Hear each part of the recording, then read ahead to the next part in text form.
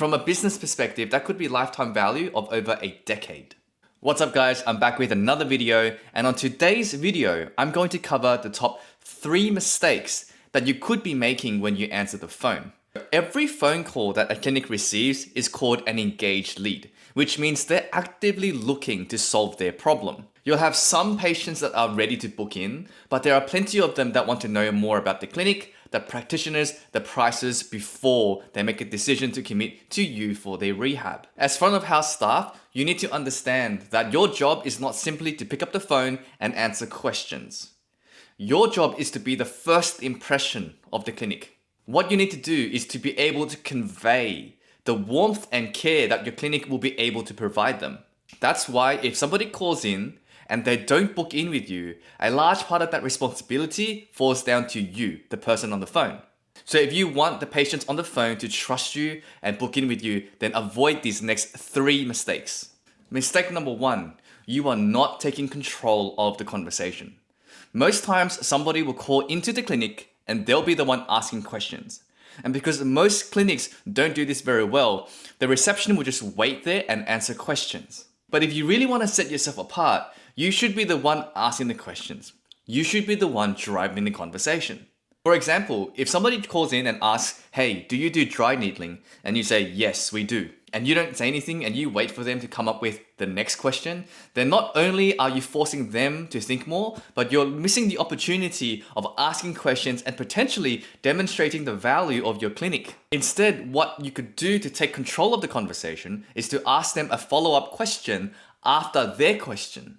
For example, if somebody says, hey, do you guys do dry needling? You could say, yes, we do dry needling. However, we only do it for the right injury because it might not be the right treatment for you. So if you don't mind me asking, what injury are you going through right now? Once you start asking the questions, you are now in control of the conversation and you can start guiding the conversation to where you want it to go. Which brings us to mistake number 2. After you take control of the conversation, you try to book them in far too early. As an example, in the previous scenario, after you ask them, so what kind of injury are you going through? And they say, oh, I've hurt my leg. Then you say, okay, well, we can help you with that. When would you like to book in? The person on the other side, they're going to feel a little bit rushed. They don't know anything about you. Maybe they've seen you a little bit on your Google or your Instagram, but they really don't know that much about you. So to go from, what do you need help with? Okay, we can help you. Okay, book in.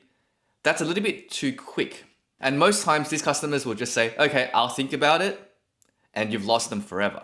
So instead of doing that, take the time to ask more questions, and if you're able, actually deliver some level of value. For example, if they say, yes, I've hurt my leg, then you can say, okay, I'm sorry to hear that. If you don't mind me asking, are you feeling any pins and needles? And the reason I ask that is because if you are, maybe it'd be better for you to see a GP or to go to the emergency room because it might be a more serious injury. Most of the time, they'll answer, no, I've got nothing like that. Then you can say, okay, that's great. And how did you get this injury? And they'll answer the way that they want to. And so you can finish off with, okay, so to clarify, you hurt your legs a few days ago, you were skateboarding, and you're wondering whether dry needling is the correct treatment for you. Is that correct? Yes, it is. Okay, would you like to see one of our physios today? Can you see how if you just spend that extra time asking questions, if you were the patient in this instance, you would feel that this clinic, this person speaking to me, actually cares and wants to know more about my injury, so they're not just treating me as another business case and booking me in right away. Most of the time, if you just ask a few extra questions, you will completely set yourself apart from all the other clinics in the area.